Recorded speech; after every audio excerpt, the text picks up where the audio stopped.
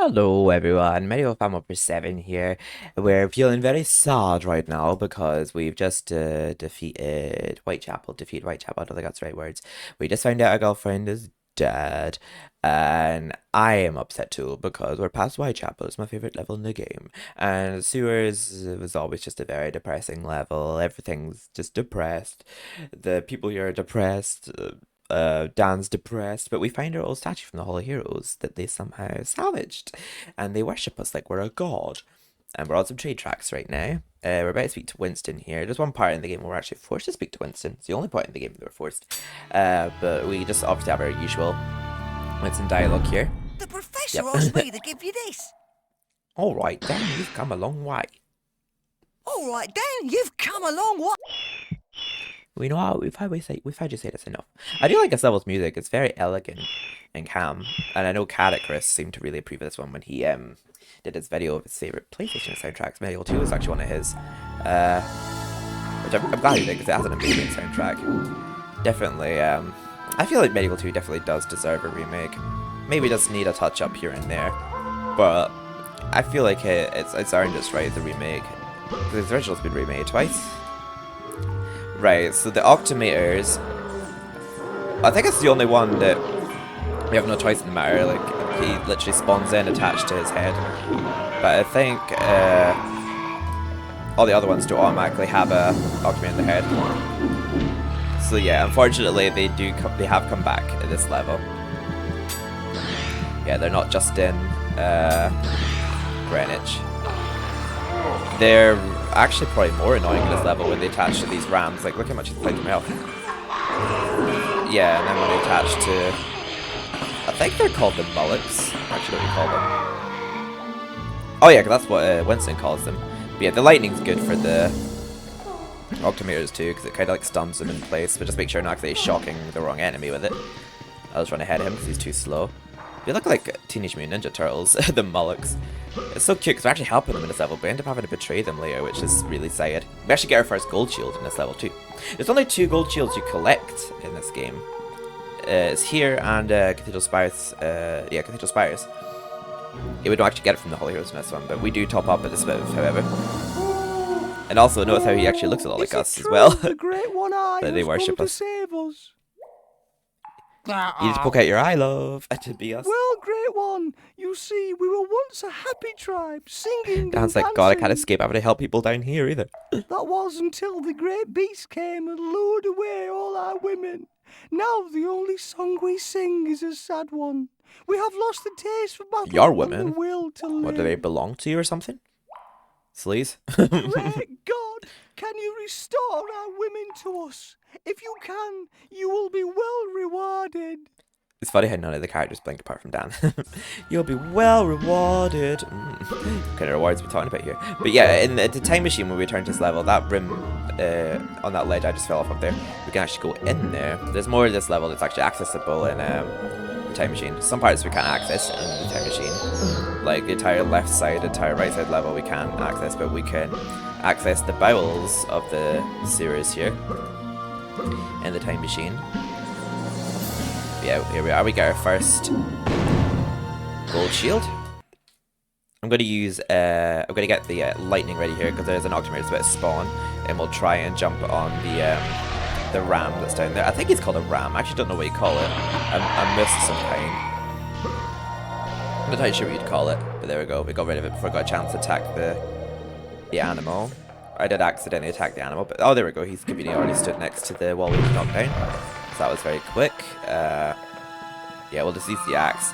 If I had my broadsword more charged, I'd probably use my broadsword here too, but the axe works just as well. And it actually doesn't matter which one you defeat first. They'll always be the same difficulty. Like, you can kill that octopus leg. I think that great beast is like a mutated octopus. It's like a giant octometer, I think. Yeah. Basically, we fight all the tentacles inside these tubes. But if this was the last one we fought, it would disappear every time you hit it. So, like, no matter which one you fight first, the difficulty will always be the same in the first one you hit. Like, that one can always die, like, the first time it comes out of the pipe, because he just stays out and lets you hit him. But, like, he disappears more often the more that you defeat. so it doesn't matter what order you do them, like the difficulty will go from easy to more difficult. You'll see what I mean by the time we get to the last one we're fighting. Actually, I'm going to run past this area right now. Because I just realized I normally do the other side of the level first. Because the chalice is on this side. I'll just grab that light bulb real quick. Because we're going to have to come back here anyway. Yeah, I was just remembering. Because by the time we got 100% of chalice, we'll be on that side anyway. So we'll just pick it up as part of like a drive-by, as it were. Just top that up to full. We don't really have a say in the matter about the Octopus jumping on these guys too, because like we literally spawn into the next room with them latching on to their heads. Oh, well, that was lucky. Got him off his head pretty easily. There we go. Managed to avoid getting damaged there.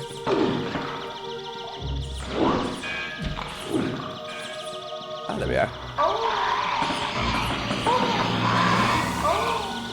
Yeah, the axe is pretty good for getting the Octopus up there. Sorry for knocking you out, but it's for your own good. The chalice fills up pretty quick in this level as well. I think this is the last level with a collectible chalice in it. Because there's technically a chalice in Time Machine, but you collect it as part of a cutscene. You don't actually fill it up, which is kind of annoying when you're doing a no chalice walkthrough. Also, yeah, that part's a bit of a cock tease. Those Octopus don't appear until you put your head in the hand. Until you put your head on the hand, so you have to like put your head on the hand and immediately put it back on to then kill them. So they're a bit of a tease, those ones. There we go, quickly, there's a little break under the door. Scooch under his down hand. Oh, that's unfortunate. There we go. Jump on that fat switch. His down hand. Let's go for a little paddle first. I feel like my sister loves this level's music as well. I think she finds it very soothing. It's a very nice soundtrack. It really sets the mood for the level. Right, we have to put down on the hand again here. I probably should have actually kept my head on the hand, because I think that down hand before can actually come through to this area. There we are. Don't know why this power reminds me of Pirates Aliens. Oh no, it's the Time Machine I'm thinking of. I'll mention why we're in there then. Also, you can tell the difference in this part on the PAL version, because the PAL version of the game runs slower. I think it's like 25 FPS, whereas like the US version's 30 FPS or 60. I know it runs quicker, but yeah, those pipes like move a lot quicker. The US version is like watch, watch, but like the PAL version is like watch, watch. Just something apt to notice. There we are. It's a very clean looking sewer, I think of it. The water looks very clean. Like I wouldn't mind working in the sewers if it was how they looked. Not so much if there was a lot of octometers down there. I wouldn't like to work in the sewers if there was a lot of mutated octopuses. Or octopi, even.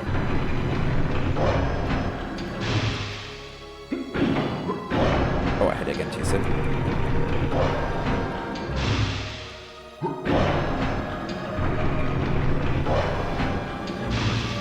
That's a very creative puzzle, this part. There's some pretty cool puzzles in the Time Machine as well.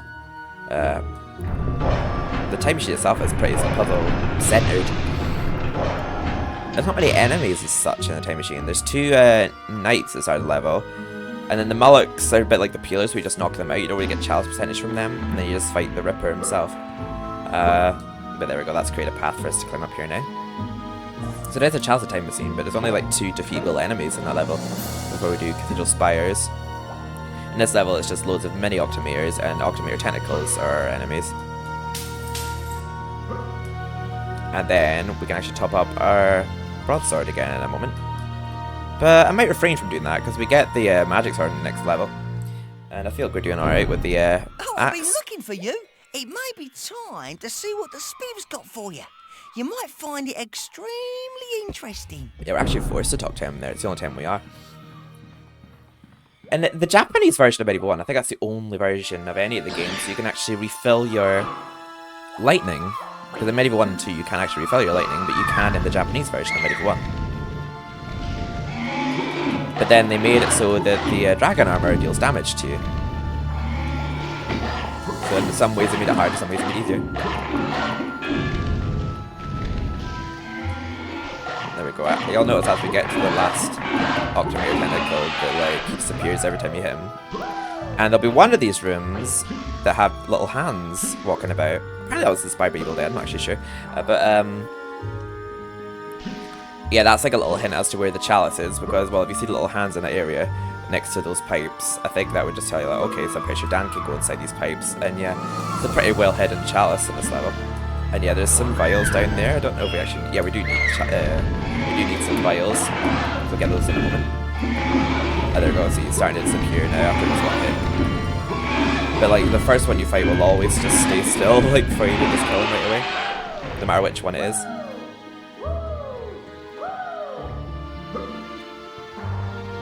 There we go, the cameras are a bit wonky here.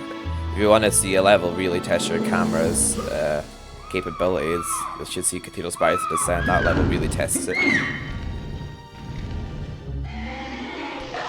You can sort of like make out audibly what tunnel he's going to come out of. He's going to come out of this one now. Yeah, if you're wearing headphones, it's kind of easy to tell which one he's going to come out of. Right, he's going to come out of this one again. Right, he's coming out of this one. He's going to come out of this one again. He's going to come out of this one again. There we go, got through one more girl. For some reason when I was younger, I don't know if it was Rock Profiles or Little Britain, but I noticed a part where Matt Lucas says a line like, all the boys, or something like that. I love all the boys. But for some reason when I save all the girls in this, I always say like, you freed all the girls. Me and my sister used to always say that, I don't know why. I think we already have Unfit Chalice. Yeah, I can't tell if it was already. Yeah, I think it was, because it would have came up saying Chalice can be collected if it wasn't. Alright, let's see if she's glitched. Okay, she's not right now. Oh, no, she is. There always seems to be one girl that gets stuck and can't get out of the room. She just walks into a wall. This seems to happen every time I do this part. There's always one that gets stuck. I love when the AI are programmed to be stupid. Unless it's a game where you're actually working with the AI, then that's not so fun. But yeah, the great beasts like the giant Octomeres. I guess this is like where it came from. I don't know why Palethorn's terrorizing the sewers, poor creatures. But yeah, they must have came up from the sewers and appeared at Greenwich. I think this is where they made them. I think that must have been where he made that beast. Made the giant Octomere. It looks like there's actual dead bodies down here as well. Like, who else has died to these great beasts? I'm assuming that must be previous Molochs. So we got 2 Octomeres in this room. You have to make sure it's actually locked on to the Octomere. And I'm going to save a little bit of the vampire juice. I love how he's made lightning out of vampire juice. I used to always think electricity was made out of like vampire juice with a jug of deposit as well. I also like how the lightning looks, just a little purple and pink beams beaming off of it. It's just a very pretty looking weapon, but it's in your hand as well. The good lightning looks the same as well, but it's like green and yellow instead. And this is the last one we have to defeat, and as you can see, there's hands in this room. Before we freed all the girls, all the dark girls that look like mermaids. But yeah, I'm going to save a little bit of the lightning for the demon dogs in Cathedral Spires Descent, because they're really good against, it's really good against them. There we go. And we have a chalice, so we're just going to grab that right now. His down hand. The last chalice technically that we collect in the game, but there is still one more chalice that we get as part of a cutscene. We don't like get it the normal way where we fill it up and then collect it when it's full. That is us done the sewers. Relatively quickly, actually. But this level used to always really depress me as a kid. But I think that's the effect it's meant to give, because it's meant to make you feel Dan's pain, I suppose. And we get a life out at the start of Time Machine, which is great, because there's only 2 enemies that can really hurt us. Oh wait, no, 5 enemies, technically, because if you count those 3 little aliens inside that room with the rocket. But there's no real enemies to defeat in the sewers part. Oh, great one! You have saved us! By the powers of the time stone that we steal. I declare we are the whole tribe once more. Will you stay and defend us from future attack? No, I have to return to the surface. How do I get back? Very well. I will return you to the water's edge, where transport will be waiting. Here, take your reward. Thank you. Oh, monies. Oh, we're gonna go past the 1,000 mark now. Yeah, we're really farming up that money. Although we'd have like a lot more MediEvil 1 by now, but it's actually pretty funny because I think if you trigger him, wait, hang on, I think you could jump on and jump off and it still counts as complete. I'll see if I can manage it. Oh no, I didn't do it. But yeah, if you're quick enough, you can actually jump on the raft and jump off, and he still goes off without you, but it still counts as completing the level. See if I tried it. See if I managed to do it on Time Machine. There's a way you can actually jump over to that island with the milk and the Time Machine on it. I also posted that in each video a while ago, so there'll be no need for me to demonstrate it here. I don't think it was a video I deleted. And you got his diary, which I also read in a different video. Damn! It's funny, you actually hit him when he's laying on the bed there too, that I forgot to demonstrate just there. If he gets the last If you keep your distance to 3 axes, it actually hits him. What then? I don't know. Never seen it before. It's a poster of one of my earliest experiments. The time machine doesn't work, though. Complete waste of time. I'm sorry. No, we must focus on defeating Palethorn. I'm sorry about Kier, I really am, but it's too late to worry about her now. All right. I've been economical with the truth. I knew it was Palethorn all along. We used to be friends. That was before the expedition of 78. Ever wondered how I got these hands? Well, yeah, they got crushed when escaping the tomb. There. But the machine, it's still at the museum. It's probably smashed, though. Anyway, I never could get it to do anything other than move through space. Like I said, waste of time. Oh. So yeah, what we found from the spiv was a time machine poster, which is what we're inspecting here. But now we get the magic sword. So I'm glad I didn't buy any charge for the broadsword. All right, Dan, you've come a long way. I'd save if I was you. I'd save if I was you. I should probably like do a challenge where like I never speak to the spiv. That'd be a funny challenge. I feel like I could actually achieve in MediEvil 2 and maybe MediEvil 1 as well. Well, let's quit to see if the professor's still in his bed, because I want to show you like me hitting him when he's laid down in it. If he's not, it's fine. I just missed the opportunity to do that. Right, that's a saved. I know. Oh no, he is there. Take this, the magic sword. We'll also get his dialogue here. Twice the size and twice as powerful as all your other close-range weapons. I should have probably done that more, where I quit levels so you could actually hear the professor's dialogue from when Winston gives you weapons. Because the blunderbuss is like, take this, the blunderbuss. It's like it's a bit of a modern weapon. It said like, and because it's requires 2 hands, you can't hold your shield at the same time. So that's the same with that and the Gatling gun. That's the only 2 weapons in MediEvil 2 where you can't use your shield. Whereas practically like 90% of the weapons in MediEvil Resurrection you can't use. But thank you so much for watching. In the next part we'll be playing the time machine levels. But then we might also backtrack and do the Dan Hand areas in the previous levels. But thank you so much for watching. And then after that we'll be done with the game. We've got the frickin' Cathedral Spires levels and a demon to do. And then I make a dinner for my family tonight. But yes, if you liked what you've seen here, give the video a like, a dislike if you hate it, subscribe, and all my social media links are down below, and if you ever want to check me out on Discord, I try to keep everyone up to date on that, although I'm very antisocial. And I stream on Twitch if anyone wants to come by and say hi to me, talk about MediEvil, talk about whatever you want to talk about while I'm just playing an online game and just chilling. That's my chill zone, and this is my pre-recorded serious zone. My chill zone when gaming is Twitch. But love you all so much, and take care. Have a good evening.